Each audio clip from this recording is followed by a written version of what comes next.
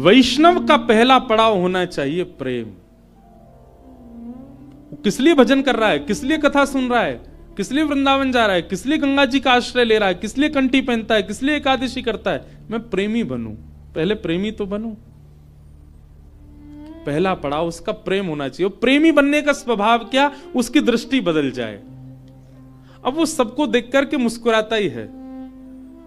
मैं ऐसे ऐसे प्रेमियों को भी जानता हूं जो किंचित बात विरह की सुन लें तो नेत्रों से आंसू गिरने लग जाते हैं। प्रेमी का ये स्वरूप हो जाता है कि उस बहुत जल्दी भाव में आ जाएगा, बहुत जल्दी भावुक हो जाएगा। हम होते हैं, हमारे आगे तो व्यक्ति गंगा जी में कूद जाए तो हमको विरह नहीं होता। प्रेमी व्यक्ति कैसा होगा, किंचित कोई भाव ऐसा देख लेगा ना, बहुत छोटा सा, कोई व्याकुल बैठा है, उस व्याकुलता को देख करके वो विरह में आ जाएगा। ये होता है प्रेमी का स्वरूप। आधुनिक भाषा में उसको कह देते हैं ये बहुत इमोशनल है, बहुत जल्दी इमोशनल हो जाता, बहुत जल्दी भावुक हो जाता है। संसार को देख करके भावुक हो रहा है। एक बात बताएं, भावुक व्यक्ति प्रेमी बहुत जल्दी बन सकता है। अगर किसी के अंदर भावुकता बहुत ज्यादा है ना, तो एक प्रकार से वो ये समझ ले कि उसको कई सीढ़ियां पहले से चढ़ा हुआ है। वो भावुक व्यक्ति बस प्रेम की ओर बढ़ जाए, प्रेमी और बन जाए, और अधिक प्रेम हो जाए, और वही प्रेम वृंदावन चंद से हो जाए उसका।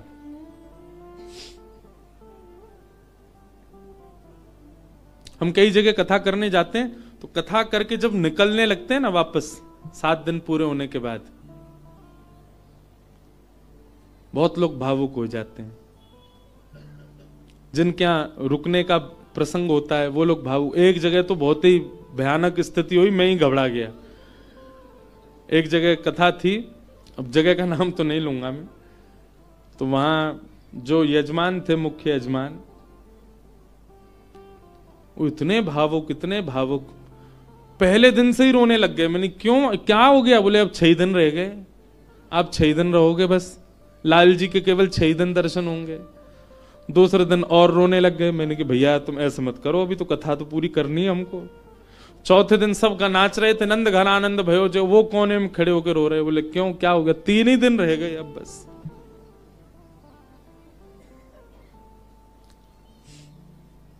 जिस दिन विश्राम दिवस था, मैं तो बहुत घबरा रहा था। मैंने आज क्या होगा, वो पहले दिन से ही रो रहे हैं।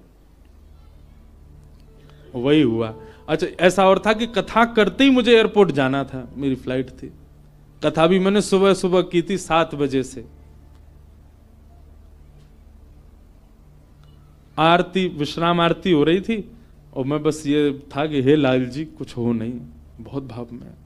वही हुआ, आरती करते करते दोनों, पहले तो उनकी गृहिणी मूर्छित होकर गिर पड़ी, बेहोश ही हो गई, और फिर जो उनके पतिदेव थे उनको देख के वो भी हो गए। उसके पीछे बिल्कुल भी किंचित ही, हमको तो समझ में आया था नाटक, लेकिन नहीं, वास्तविक था। पानी वानी डाला भैया, उनका ब्लड प्रेशर वगैरह सब कम होता चला गया। एक कथा भी आती है, सुना है? एक महाराष्ट्र के राजा थे। उन राजा का एक ही बात उसके मन में चलती थी कि मेरे नगर में कोई साधु आ जाए, मेरे नगर में कोई संत आ जाए, मेरे नगर में कोई भक्त आ जाए। दुनिया में ऐश्वर्यवान व्यक्ति केवल इसकी प्रतीक्षा करता है कि मेरे पास धन बहुत आ जाए। वो इसकी प्रतीक्षा करते थे कि कोई भक्त, साधु, संत, विरक्त या वैष्णव दंपति या कोई कथा वक्ता कोई आ जाए मेरे नगर में, बस। ऐसी कृपा हुई। अयोध्या से कुछ लोग पंढरपुर दर्शन करने जा रहे थे, और उन महात्मा के, उन राजा के नगर में आ गए। नगर से होके पंढरपुर का रास्ता था, तो पंढरपुर की ओर जा रहे थे। शाम काल का समय हो गया। राजा को पता चली संतों की टोली आ रही है। वो तो ऐसा और था राजा, वो दूर दूर तक उसने अपने सैनिक लगा रखे थे। बोले आसपास के रास्तों से अगर कोई संत निकल के जा रहे हैं, उनसे भी कहो यहां होके जाएं, हमारे नगर में होके जाएं। ऐसी भगवत प्रीति, भक्त प्रीति भी सबके हृदय में नहीं होती।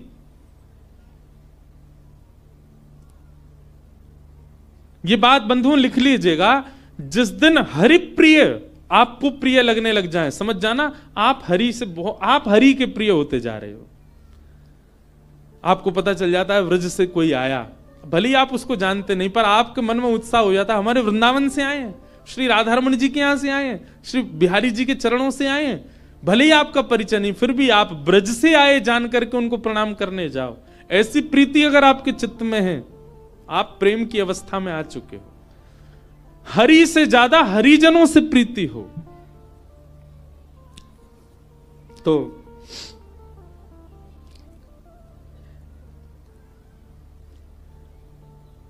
अयोध्या से संतों की टोली आई।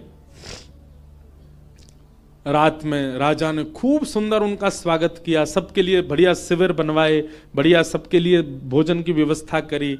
सब साधु महात्मा बड़े प्रसन्न हो गए, बोले वाह भैया राजा, तेने तो हमारो दिल जीत लिया, क्या सुंदर व्यवस्था की, सब संतों के सबके चरण धोए, सबको माला पहनाई, प्रसाद पवाया, सोने की उत्तम व्यवस्था।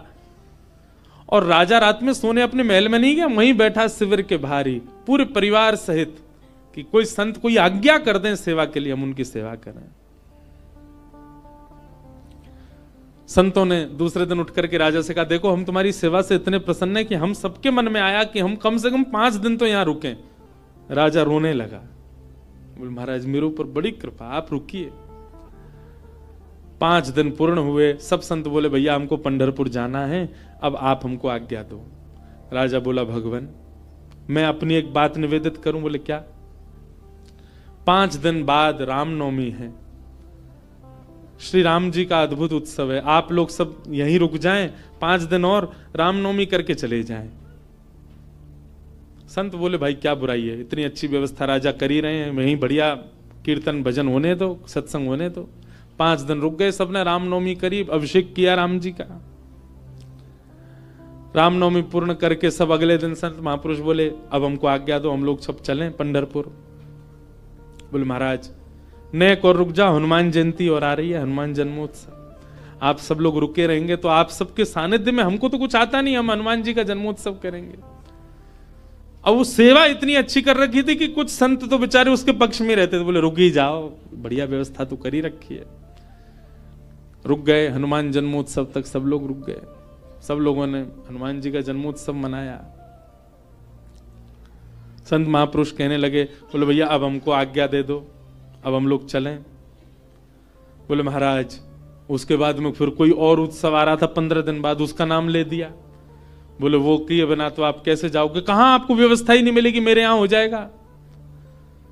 15 दिन और रुक गए, फिर जाने लग गए। बोले महाराज गंगा दशहरा आने वाला है, आप सब लोग कहां, गंगा जी तो मिलेंगे, मैं गंगा जल मंगवाऊंगा ना अपने सैनिकों को भेज करके, यहीं आप सब लोगों के लिए सूक्ष्म गंगा प्रकट करवा दूंगा। फिर रुक गए, गंगा दशहरा हो गए। सब करते करते करते महाराज जेठ का महीना निकल गया। कब आए थे?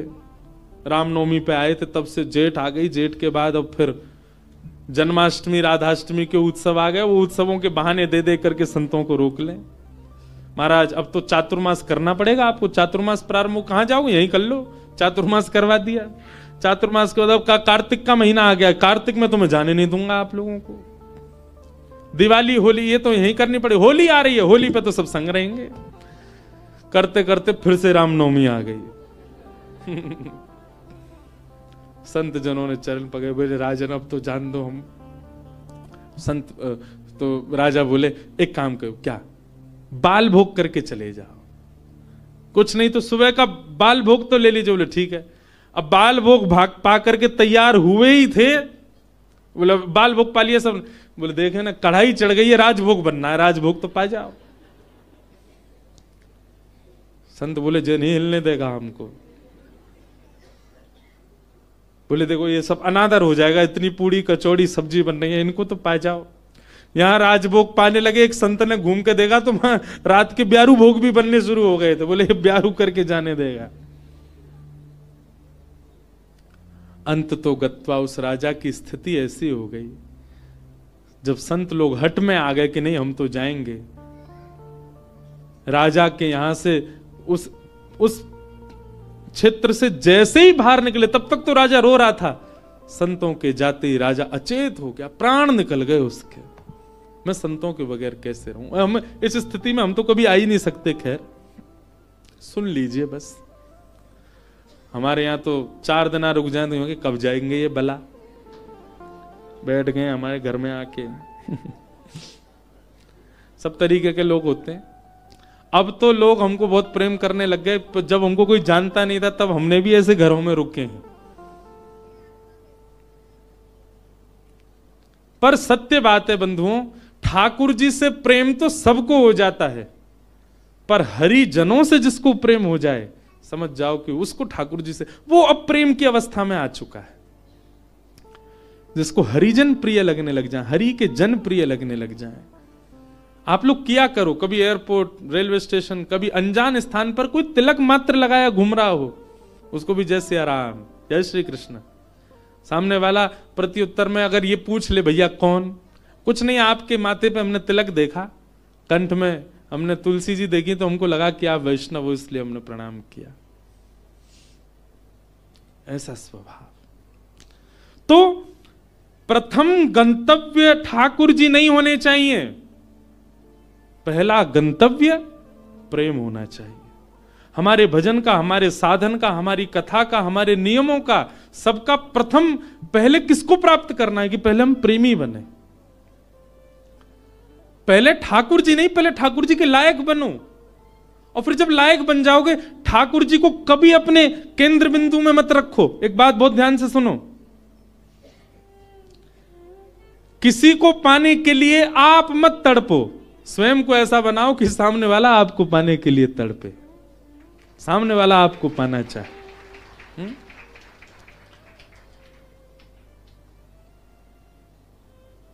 पिक्चरों में ऐसे दिखाते हैं ना कि कोई प्रेम करता था किसी कन्या से और उसको सीधे तो पानी पाया, तो खुद इतना बढ़िया पढ़ लिख करके बड़ा मजिस्ट्रेट बन गया महाराज, आगे पुलिस पीछे पुलिस, अब वो छोरी डोल रही है वाकू पावे को, इससे मेरा ब्याह हो। ठीक वैसे ही ये बात शास्त्रीय है कि ठाकुर जी को पाने के लिए आप केंद्र बिंदु ठाकुर जी को मत रखो चित्त में कि उनको मुझे प्राप्त करना है। ठाकुर जी को जो जो प्रिय है वो सारे गुण मेरे भीतर आ जाएं ताकि ठाकुर जी को मैं प्रिय लगूं। आप पीछे मत पड़ो उनके, स्वयं को ऐसा बनाओ कि ठाकुर जी पीछे पड़े आपके। श्रीमद् वल्लभाचार्य जी के चरित्र में आता है कि, बहुत ध्यान से सुनिएगा, श्रीनाथ जी जब प्रकट हुए ना तो पहले श्रीनाथ जी की भुजा प्रकट हुई, और भुजा प्रकट होने के बाद में सद्दू पानी की गैया रोज जाती थी, अपना संपूर्ण दुग्ध वहीं बहा करके आ जाती थी। तो सद्दू पानी ने देखा मेरी गैया कहां जाती है, जाकर के देखा तो गिरिराज शिला में केवल भुजा निकली हुई है। सद्दू पानी ने जब पूरा बाहर निकाला तो श्रीनाथ जी प्रकट हो गए इसी कलिकाल में।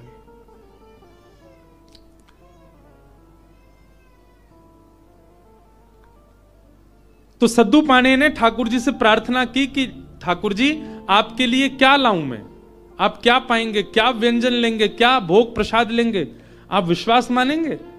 हमारे श्री जी बाबा श्रीनाथ जी उन्होंने कहा, बोले हे सद्दू पाने, जब तक मेरे श्रीमद् वल्लभाचार्य जी नहीं आएंगे तब तक मैं केवल दूध पीऊंगा। ठाकुर जी ने पयोव्रत किया, भक्त भगवान के लिए व्रत करता है, पर ठाकुर जी ने व्रत किया कि जब तक वल्लभाचार्य जी नहीं आएंगे मैं केवल दूध पीऊंगा। श्रीनाथ जी जो आजकल उदयपुर के पास नाथक द्वार में विराज रहे हैं, जब ये गिरिराज जी में प्रकट हुए तब की लीला है। इस बार हमारे लाल जी का उत्सव नाथ द्वारा में ही है, श्रीनाथ जी में 11 से 17 जनवरी। बाद में एक अजब कुमारी नाम की एक भक्ता हुई थी, उसके लिए ठाकुर जी उदयपुर चले गए, उदयपुर के पास नाथ द्वारा में। प्रकट तो आप गिरिराज जी में ही हुए थे। तो ठाकुर जी कितने वर्षों तक केवल दूध पी करके रहे। एक दिन अपनी समस्त शिष्य मंडलियों के साथ श्रीमद् वल्लभाचार्य जी महाराज जब गोवर्धन पधारे, पूरे ब्रज में हल्ला हो गया, कोई बहुत बड़े आचार्य आए हैं, बोले नाम क्या, बोले वल्लभाचार्य। जब ये नाम सद्दू पाने के कान में पड़ा, ब्रजवासी सद्दू पाने, दौड़े दौड़े गए और वल्लभाचार्य जी के चरणों में निवेदन करके रोने लगे। वल्लभाचार्य जी बोले, रो क्यों रहे हो? बोले, नाथ, भक्त को व्रत करते देखा है मैंने, पर इस जन्म में मैंने भगवान को व्रत करते हुए भी देखा है। हमारे इस गिरी कंदरा से साक्षात गोवर्धन नाथ जी का स्वरूप श्रीनाथ जी प्रकट हुए। मेरी गैया को दूध नित्य पियो करते, मैंने उनसे निवेदन किया कि आपको कहा भोग धराऊं। समो से बोले, मैं तो दूध ही पीऊंगा। मैंने कि कब तक दूध पियोगे? बोले, जब तक वल्लभाचार्य जी नहीं आएंगे तब तक दूध ही पीऊंगा। भक्त ठाकुर की प्रतीक्षा करे, ये तो सुनोगे हो, पर ठाकुर भक्त की प्रतीक्षा कर रहे हैं। हे नाथ, मेरी आपसे प्रार्थना, जल्दी मिलो ठाकुर जी से और जल्दी अन्न पवाओ ठाकुर जी को। श्रीमद वल्लभाचार्य, आप सबने चित्र देखा होगा निश्चित ही। अगर कोई श्रीनाथ जी से या हमारे गोवर्धन नाथ जी से परिचित है, वल्लभाचार्य जी के भाव में है। सद्दू पाणी ने आवाज लगाई, लालन, हे श्री जी बाबा, देखो श्रीमद वल्लभाचार्य पधारे हैं। और ऊपर से नन्हे से गोपाल जी, 4 वर्ष की अवस्था के गोपाल जी, 2-4 दतुइयां निकली हैं बस, गोल मटोल लाला, घुंघराले केश हैं, वही श्रीनाथ जी। ऊपर गिरी कंदरा से नीचे देखते हैं श्रीमद वल्लभाचार्य जी को, वल्लभाचार्य जी ऊपर देखते हैं ठाकुर जी को, और दौड़े वहां से ठाकुर जी, यहां से वल्लभाचार्य जी, और मध्य गोवर्धन में दोनों ने गाढ़ आलिंगन किया एक दूसरे का। ये चित्र देखा होगा आपने वल्लभाचार्य जी, और नहीं देखा हो तो गूगल पे देखना, वल्लभाचार्य जी श्रीनाथ जी मिलन पिक्चर। ऐसे ठाकुर जी ने आलिंगन कर रखा वल्लभाचार्य जी को, नेत्रों से आंसू गिर रहे हैं। वल्लभाचार्य जी बोले, ठाकुर जी आप क्यों इतने श्रम में रहे, कुछ पाया नहीं? तो वल्लभाचार्य जी महाराज ने अन्नकूट बनवाया ठाकुर जी के लिए, 56 भोग तैयार करवाए। और श्री जतिपुरा में, गोवर्धन के जतिपुरा में, वहां श्रीमद वल्लभाचार्य जी ने श्रीनाथ जी का अन्नकूट किया, 56 भोग पवाए, ठाकुर जी का अन्नप्राशन हुआ। मतलब इतने वर्ष बाद ठाकुर जी ने अपना पयोव्रत, दूध का जो व्रत था वो छोड़ के अन्न ग्रहण किया। किसके लिए? अपने एक भक्त के लिए। तो भैया, केंद्र बिंदु में ठाकुर जी नहीं, केंद्र बिंदु में प्रेम लाओ। आपके केंद्र बिंदु में प्रेम आ गया और प्रेम आपके चित्त में आ गया तो आप ठाकुर जी के केंद्र बिंदु में रहोगे, ना कि ठाकुर जी आपके केंद्र बिंदु में। स्वयं को निर्माण ऐसो करो, कथा सुन के, संत संग करके, सत्संग करके, वैष्णव संग करके, भजन करके, कीर्तन करके, कि ठाकुर जी आपकी प्राप्ति के लिए विचरण कर रहे हैं, कि जे मुंह को मिले कैसे भी।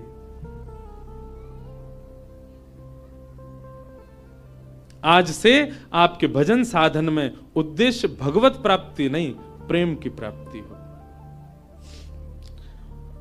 कि भवतानुदित प्रायम यशो भगवतो मलम ये नैवासौ न तुष्येत मन्ये तद्दर्शनम खिलम।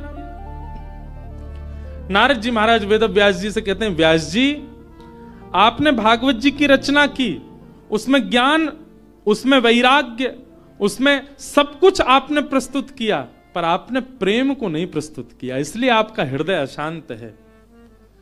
आपके ग्रंथों को, पुराणों को सुनकर के व्यक्ति धार्मिक बन जाएगा, व्यक्ति वैरागी बन जाएगा, पर आपके ग्रंथों को पढ़ के व्यक्ति प्रेमी नहीं बन पाएगा। इसीलिए आपका हृदय अशांत है, आपको कहीं ना कहीं अपूर्णता लगती है अपनी क्रिया में। इसलिए मेरी प्रार्थना कि अब आप ठाकुर जी के प्रेम स्वभाव का वर्णन करो, जिससे पढ़ने वाला व्यक्ति प्रेमी बन सके। वेद व्यास जी महाराज ने निवेदन किया, उसके लिए मुझे क्या करना पड़ेगा? बोले समाधि लगा करके भगवान के प्रेम स्वरूप का चिंतन करो।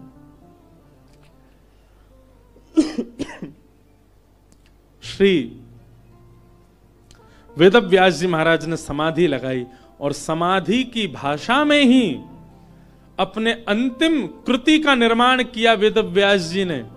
इसी ब्रह्म नदी में, इसी हिमालय की पर्वतों पर वेद व्यास जी ने ऐसी रचना की जिसको सुनकर पढ़ करके मानव प्रेम का अधिकारी बन जाता है, ठाकुर जी का अधिकारी बन जाता है। और उस संहिता का नाम है श्रीमद् भागवत महापुराण। बोलो भागवत महापुराण की जय। ये प्रेम संहिता है। भागवत जी श्रवण के बाद, भागवत जी अध्ययन के बाद, भागवत जी के अवलोकन के बाद प्रेम प्रस्तुत होता है चित्त में।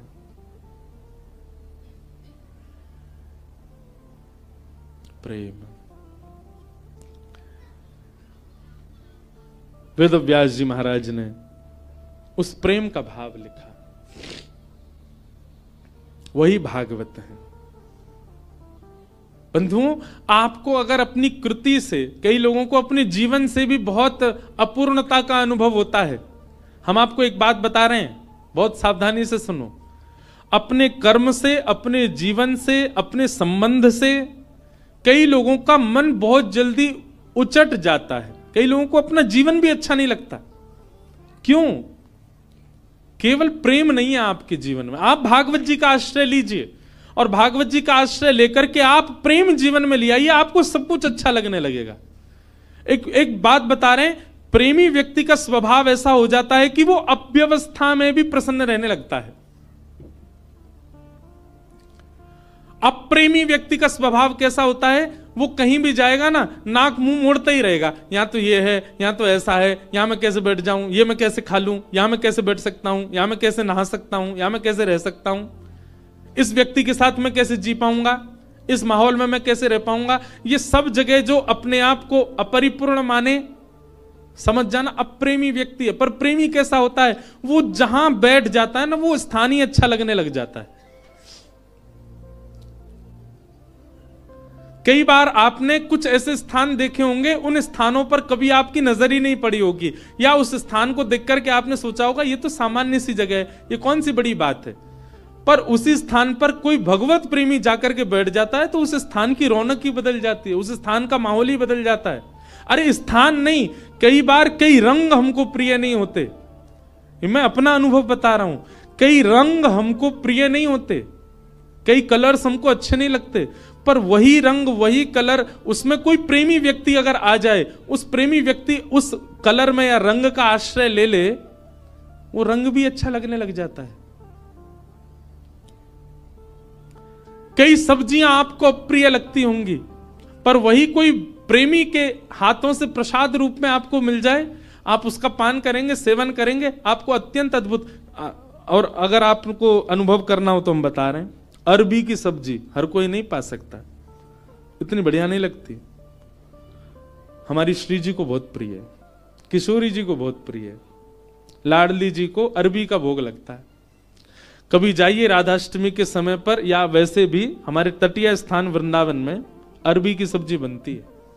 आप पे कृपा हो जाए, नहीं हो तो वहां किसी महात्मा से कह देना हमको थोड़ा प्रसाद दे दो, वो मधुकरी रूप में आपको अरबी देंगे, आप पाके देखना। सारे विश्व के जितने भी रस होंगे ना, वो सब रस फीके लगेंगे उसके आगे। क्यों? क्योंकि प्रेम स्थान पर वो निर्मित है, इसलिए उसका स्वाद अद्भुत हो जाता है। मैं कथा करता हूं, हमको राग रागनी आती नहीं, हम बस ऐसे गा लेते हैं। ये सब गुरुजन बैठे हैं, ये लोग जैसो बजा दें वैसो हम गा दें। कई राग ऐसे हैं, उनको पहले मैं जब सुनता था ना, तो मेरा मन बड़ा उच्चाटित सा हो जाता था कि ये कैसे गाएंगे, ये तो बड़ा विचित्र सा राग है। आज वही राग में हम कथा भी कर देते हैं। क्यों?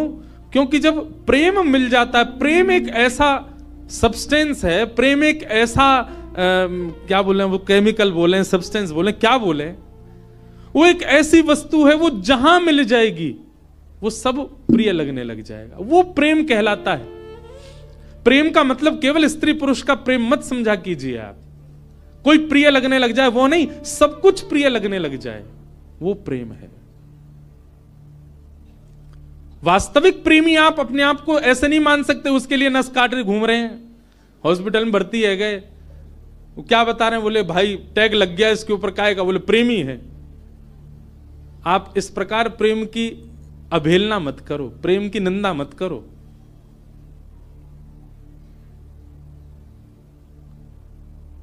गंगा जी पे सब जगह चले जाओ, पहाड़ों में, नदियों में, सब जगह एक पॉइंट होता है, क्या बोल, इसको सुसाइड पॉइंट बोलते। क्यों? यहां से व्यक्ति अपने प्रेमी के लिए त्याग कर देता है, आत्महत्या कर लेता है। ये प्रेम है। प्रेम में केवल एक व्यक्ति प्रिय नहीं लगता, प्रेम में सब कुछ प्रिय लगने लग जाता है। बुद्ध, भगवान बुद्ध प्रेमी थे। एक मदिरा पान किया हुआ व्यक्ति जिससे सब दूर भागते हैं, नाली में पड़ा था और बुद्ध भगवान ने उसको देख लिया। अपने शिष्यों से कहा तुरंत इसको निकालो यहां से।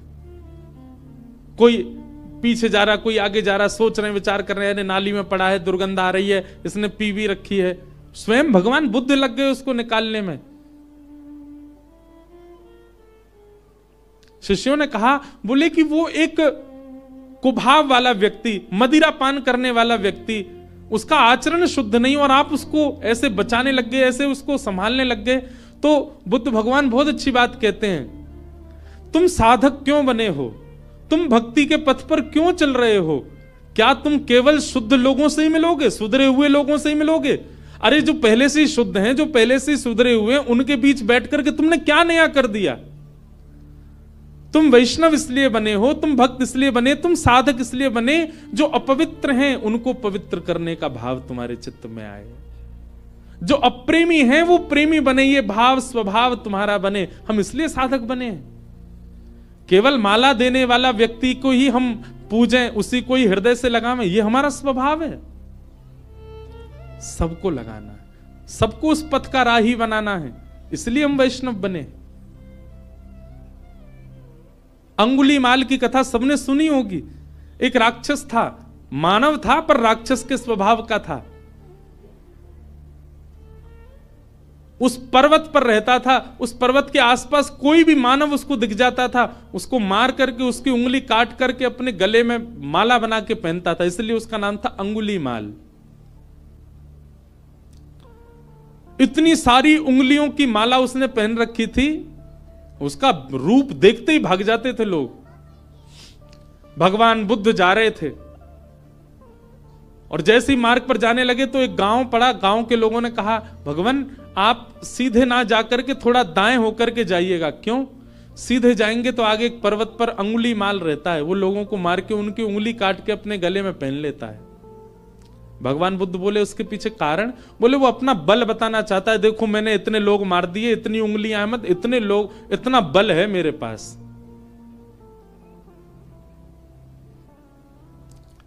भगवान बुद्ध कहते हैं भय का बल नहीं होता, प्रेम का बल होता है।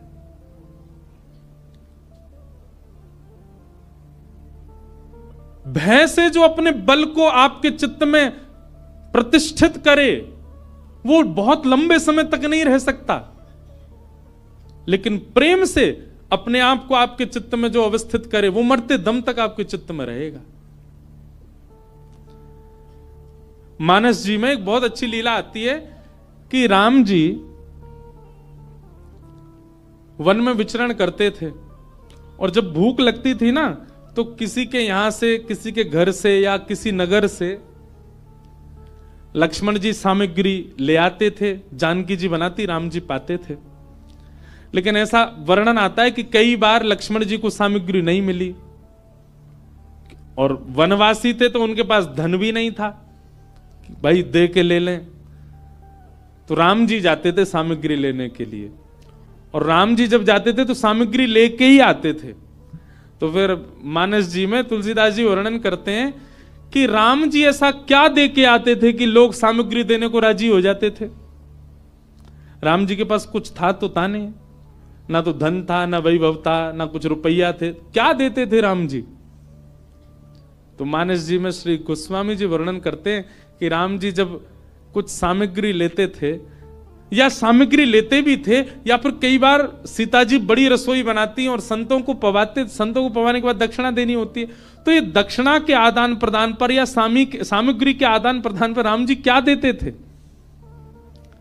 तो गोस्वामी जी वर्णन करते हैं, बोले कुछ नहीं, राम जी मंद मंद मुस्कुरा देते थे, उनकी मुस्कान ही सबसे बड़ी दक्षिणा थी। उसको लेकर के व्यक्ति कहते तुम तो भैया सब कुछ ले जाओ हमारा, बस ये मुस्कुराते रहो, तुम्हारी मुस्कान ही सब बढ़िया। मतलब संतों को प्रसाद पवा के राम जी सामने बैठ करके दक्षिणा रूप में मुस्का देते थे। संत बोलते बस मिल गई हमारी दक्षिणा। जहां जहां से सामग्री लाते वहां मुस्का देते थे। प्रेम, और वो प्रेम का बल ऐसा व्यवस्थित किया राम जी ने कि मरते दम तक कोई नहीं भूल पाया। और रावण का भी बल प्रतिष्ठित था, पर रावण का भय का बल था। बल भय का नहीं होता, बल प्रेम का होता है।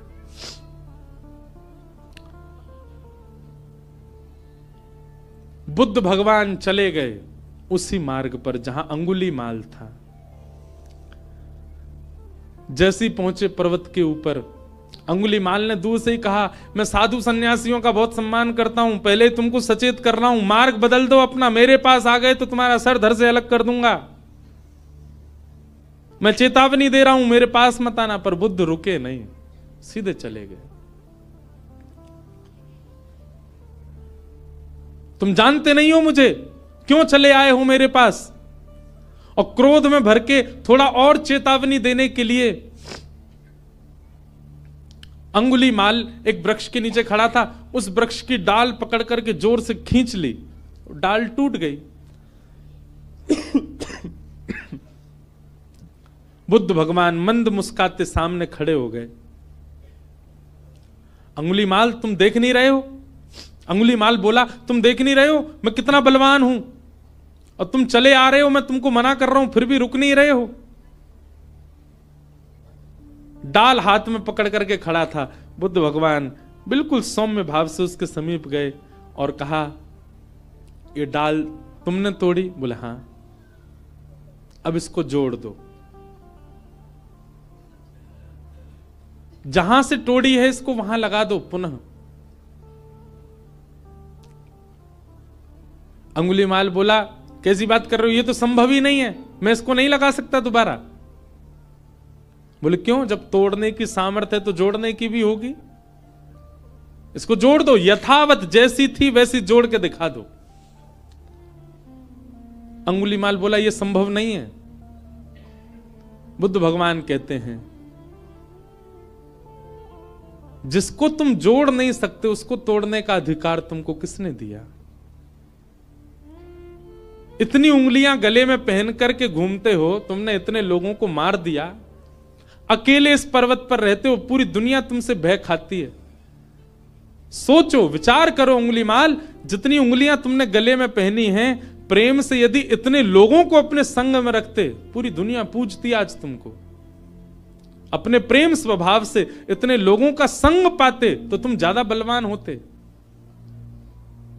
लेकिन तुमने उनको मार दिया, उनकी उंगलियां डोल रहे हो लेके गले में। अगर इतने लोग तुमने जोड़े होते खुद से तो तुम श्रेष्ठ माने जाते। और इतना कहकर के बुद्ध चले गए।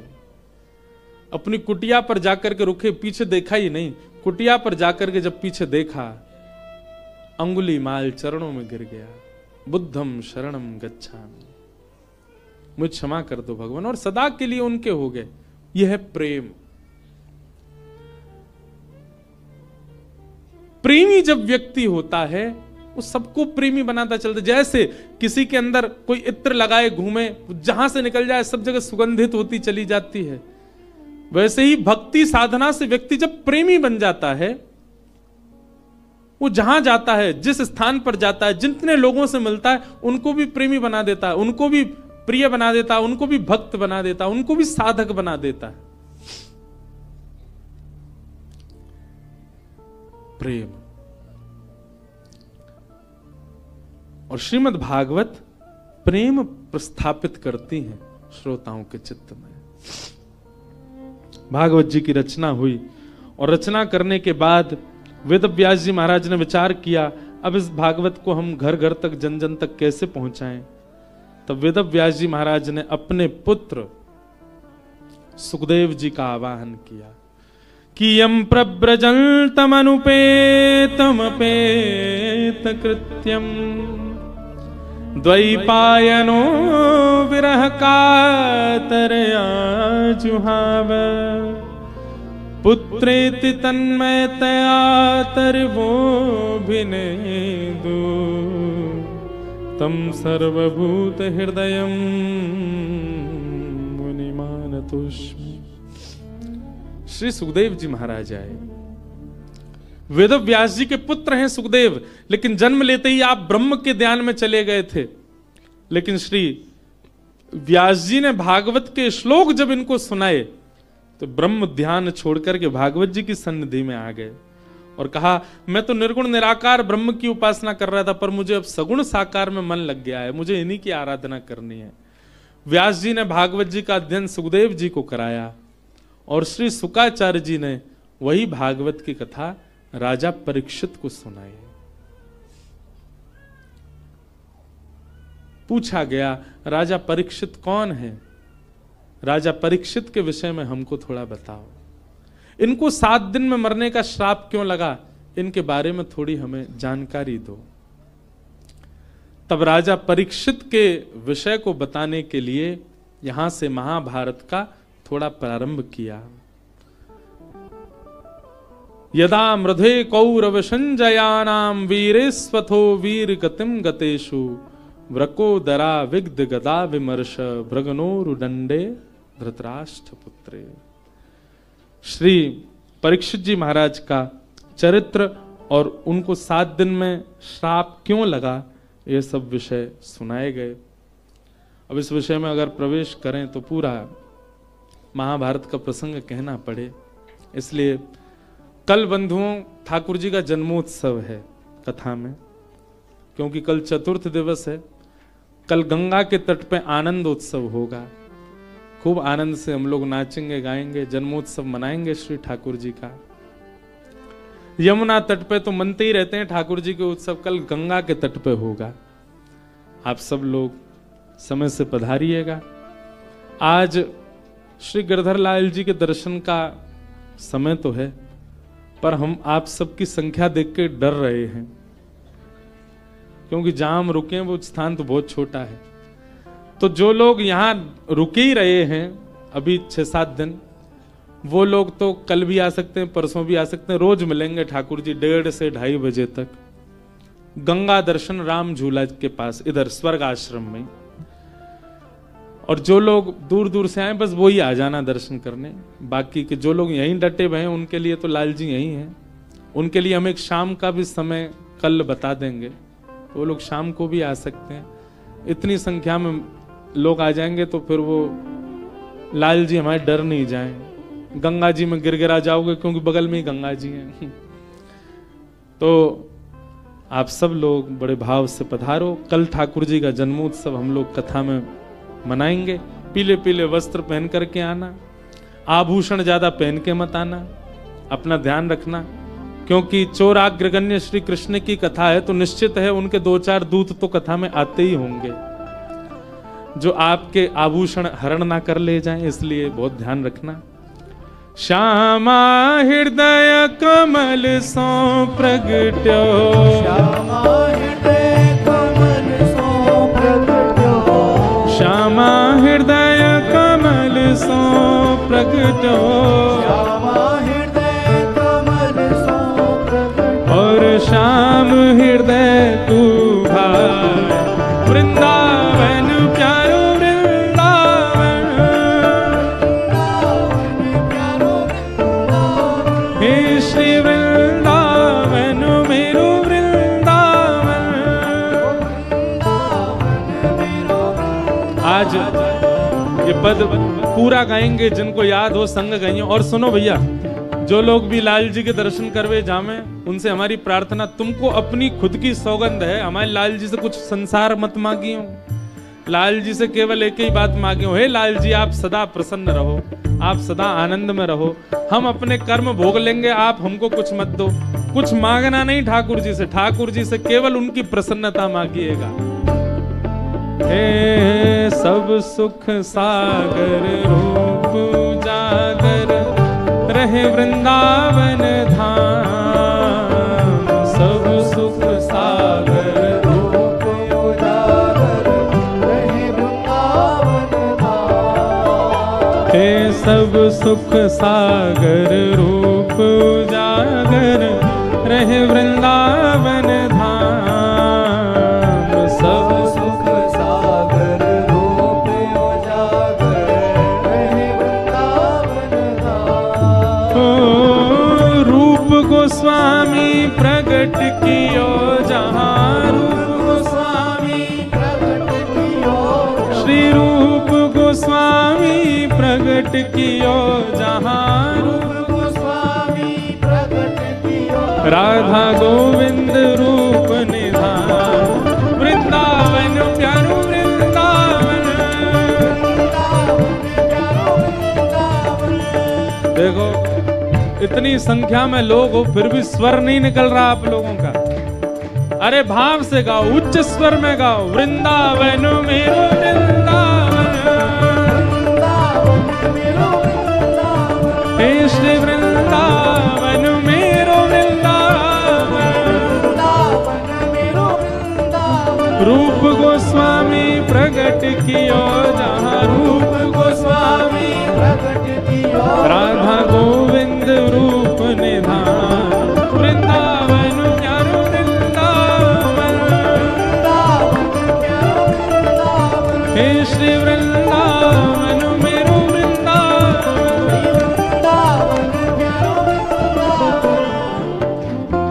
बिहरत निस दिन कुंज गलन में ब्रज जन मन सुख धाम। बिहरत निस दिन कुंज गलन में ब्रज जन मन सुख धाम। हाँ प्यारो ब्रज जन मन सुख धाम, प्यारो ब्रज जन मन सुख धाम। हे मदन मोहन को रूप निरख के मदन मोहन को श्री मदन मोहन को रूप निरख के मदन मोहन को रूप निरख हे सनातन बलि बलि जाए वृंदावन प्यारो वृंदावन। प्यारो वृंदावन हे श्री वृंदावन मेरो वृंदावन। प्यारो वृंदावन मदन मोहन को रूप निरख के मदन मोहन को सनातन बलि बलि जाए वृंदावन प्यारो वृंदावन। हे श्री वृंदावन मेरो वृंदावन।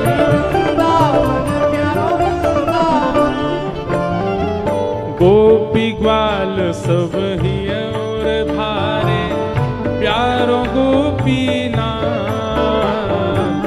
गोपी ग्वाल सब ही और धारे प्यारो गोपीनाथ हाँ प्यारो प्यारो गोपीनाथ प्यारो प्यारो गोपीनाथ हे मधु पंडित जिन कंठ लगायो मधु पंडित कंठ लगायो श्री मधु पंडित जिन कंठ लगायो मधु पंडित कंठ लगायो ओ जहाँ है रही जय जयकार वृंदावन मेरो वृंदावन। वृंदावन मेरो वृंदावन हे श्री वृंदावन प्यारो वृंदावन। वृंदावन प्यारो वृंदावन मधु पंडित जिन कंठ लगायो मधु पंडित और है रही जय जयकार वृंदावन प्यारो वृंदावन। हे श्री वृंदावन प्यारो वृंदावन। श्री गोपाल भट्ट झुके हृदय वेदना प्रगट्यो शालिग्राम। गोपाल भट्ट जो की हृदय वेदना प्रगट्यो शालिग्राम श्री गोपाल भट्ट झुके हृदय वेदना प्रगट्यो शालिग्राम। गोपाल भट्ट जो की हृदय वेदना प्रगट्यो शालिग्राम हे रूप सुधा को खान हमारो रूप सुधा को रूप सुधा को खान हमारो श्री वृंदावन सबते प्यारो वृंदावन में सबते प्यारो हे श्री राधा रमण जुलाल वृंदावन मेरो वृंदावन प्यारो वृंदावन हे श्री वृंदावन मेरो वृंदावन मेरो वृंदावन रूप सुधा को खान हमारो सुधा को खान हमारो श्री वृंदावन में सबते न्यारो वृंदावन में सबते न्यारो श्री राधा रमण जुलाल वृंदावन प्यारो वृंदावन वृंदावन प्यारो वृंदावन हे श्री वृंदावन मेरो वृंदावन मेरो वृंदावन जज राधा रमण मेरो राधा रमण राधा रमण मेरो राधा रमण ओ मेरो राधा रमण प्यारो राधा रमण मेरो राधा रमण प्यारो राधा रमण ओ मेरो राधा रमण प्यारो राधा रमण राधा रमण प्यारो राधा रमण ओ मेरो राधा रमण प्यारो राधा मेरो राधा रमण प्यारो राधा रमण आतुर हित हरि वंश पुकारो श्री राधा राधा नाम आतुर हित हरि वंश पुकारो राधा राधा अभी यहाँ कथा 12 को विश्राम करके श्री वृंदावन के मदन टेर में 14 तारीख को सुबह 9 बजे से श्री हितरवंश महाप्रभु का चरित्र हम एक दिन सुनाएंगे। जो लोग भी वृंदावन पहुंच रहे हो 14 तारीख को मदन टेर आना, जहां श्री राधा वल्लभ जी पहली बार विराजे वृंदावन आकर के। मदन टेर यमुना तट आयो मदन टेर यमुना तट आयो सघन कुंज वृंदावन आयो सघन कुंज वृंदावन आयो हे मदन टेर यमुना तट आयो मदन टेर यमुना तट आयो सघन कुंज वृंदावन आयो सघन कुंज भुजा उठा के वृंदावन आयो ओ प्यारो राधा वल्लभ लाल वृंदावन मेरो वृंदावन वृंदावन मेरो वृंदावन हे श्री वृंदावन मेरो वृंदावन वृंदावन मेरो वृंदावन सघन कुंज यमुना तट आयो सघन कुंज यमुना तट आयो हाँ मदन टेर वृंदावन आयो मदन टेर वृंदावन ओ प्यारो राधा वल्लभ लाल वृंदावन मेरो वृंदावन वृंदावन मेरो वृंदावन हे श्री वृंदावन प्यारो वृंदावन वृंदावन प्यारो वृंदावन जुगल किशोर को लाड़ लड़ायो नवल कुंज ही अमान जुगल किशोर को लाड़ लड़ायो अवल कुंज ही मां हे कुंजन कुंजन की रज धारे कुंजन कुंजन की रज धारे कुंजन कुंजन की रज धारे कुंजन कुंजन की रज धारे ओ हरि व्यास युगल यशोदा वृंदावन मेरो वृंदावन वृंदावन मेरो वृंदावन हे श्री वृंदावन प्यारो वृंदावन वृंदावन प्यारो वृंदावन देखो वैसे तो अधिकतर सबको पता है कि हम लोग क्या गा रहे हैं, वृंदावन के 7 निधियों को प्रणाम कर रहे हैं। वैसे सबको पता है, जिनको नहीं पता हम उनको बता रहे हैं। हमारे वृंदावन के प्रथम ठाकुर कौन हैं? बोलो, श्री गोविंद देव। वृंदावन के दूसरे ठाकुर श्री मदन मोहन, तीसरे ठाकुर श्री गोपीनाथ, चौथे ठाकुर श्री राधा रमण, पांचवें ठाकुर श्री राधा वल्लभ और छठवें ठाकुर जिनको अभी हम गा रहे हैं श्री जुगल किशोर और 7वें ठाकुर श्री कुंज बिहारी लाल। तो इन सातों को हम प्रणाम कर, जिनको नहीं पता हम उनको बता रहे हैं। अभी जुगल किशोर जी को प्रणाम कर रहे हैं। कुंज निकुंजन की रज धारे, कुंज निकुंजन की रज धारे, हरि व्यास युगल यश गाए, वृंदावन मेरो वृंदावन, हे श्री वृंदावन प्यारो वृंदावन।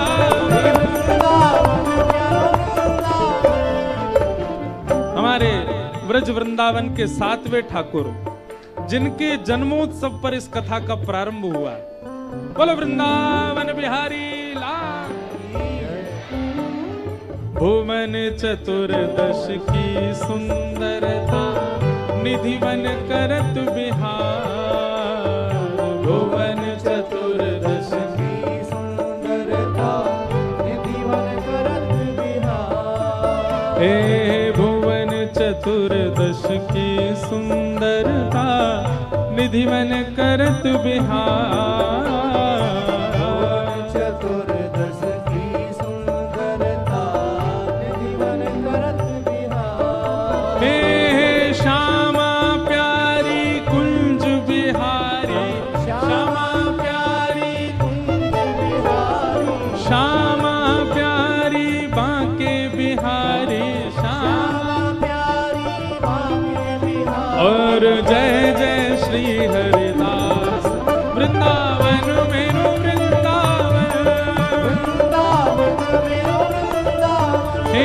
श्री वृंदावन प्यारो वृंदावन, वृंदावन प्यारो वृंदावन, श्यामा प्यारी कुंज बिहारी, श्यामा प्यारी कुंज बिहारी, और जय जय श्री हरिदास, वृंदावन मेरो हे श्री वृंदावन मेरो वृंदावन, जिनकी कृपा से यह रस प्रकट वृंदावन अभिराम, जिनकी कृपा से यह रस प्रकट वृंदावन अभिराम, हे जिनकी कृपा से यह रस प्रकट वृंदावन अभिराम,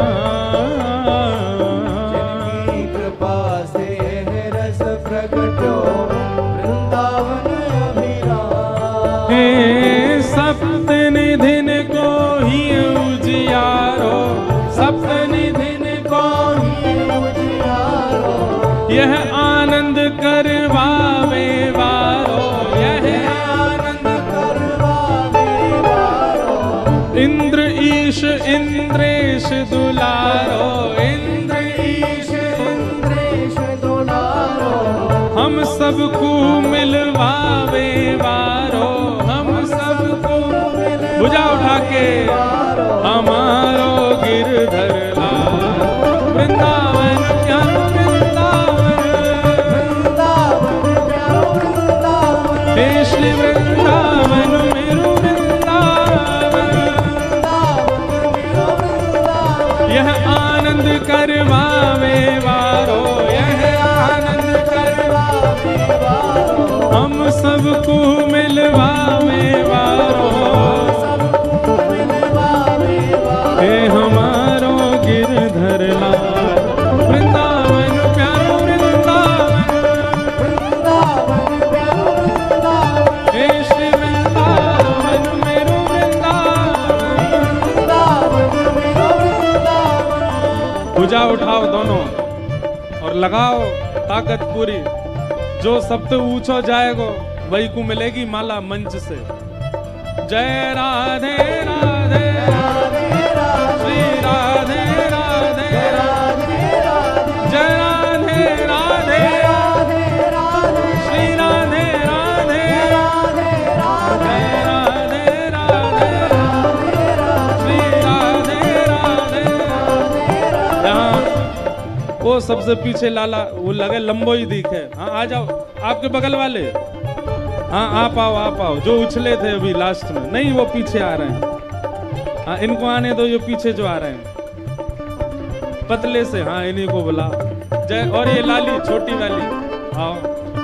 जय राधे राधे श्री राधे राधे वृष भानु दुलारी श्री कृष्ण प्यारी बरसाने वारी वृष भानु